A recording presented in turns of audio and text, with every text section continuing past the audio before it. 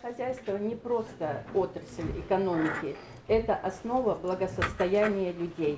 Все как в первый раз. Объяснение лекционного курса, ознакомление с теоретическим материалом и план на полгода вперед. Да вот только это не начало учебного года, хотя момент для студентов Ингушского государственного университета не менее значительный. Сегодня у них вводная лекция регионального филиала Россельхозцентра. В рамках подписанного договора мы будем работать и в научной сфере, и в образовательной сфере, и в производственной сфере.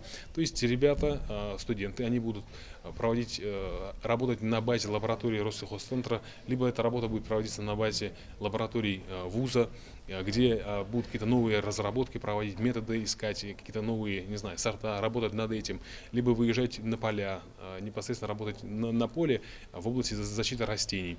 Договор о сотрудничестве между Ингушским Россельхозцентром и Ингушским государственным университетом был подписан в ноябре текущего года сроком на 5 лет и предусматривает развитие перспективных направлений сотрудничества между филиалом и университетом в области образования, науки, разработки и реализации профессиональных образовательных программ. Мест очень мало для работы, а так будет очень полезно, и я в будущем хочу устроиться именно туда работать.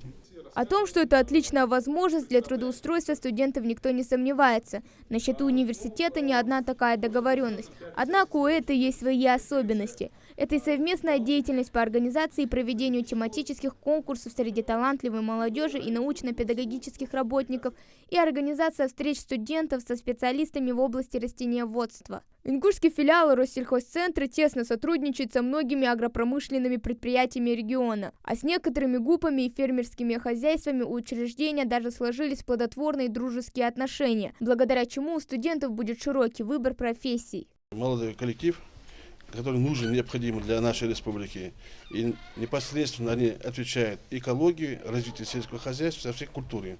Россельхозцентр создан 12 лет назад. По некоторым функциям это станция защиты растений, занимающаяся определением посевных и сортовых качеств семян. Центр рассчитан для исследования культур не только нашего региона, но и на помощь сельхозпроизводителям соседних республик. Деятельность филиала пополнилась новым направлением – внедрение биологических методов защиты растений. Работа Россельхозцентра с образовательными организациями проводится не первый год. Студенты Назрановского аграрного колледжа имени Идриса Зязикова проходят производственно-технологическую и преддипломную практики на базе филиала, а с прошлого года под их попечительством находятся и школьники. Хава Гагиева, Маирбек Мержоев, Новости 24.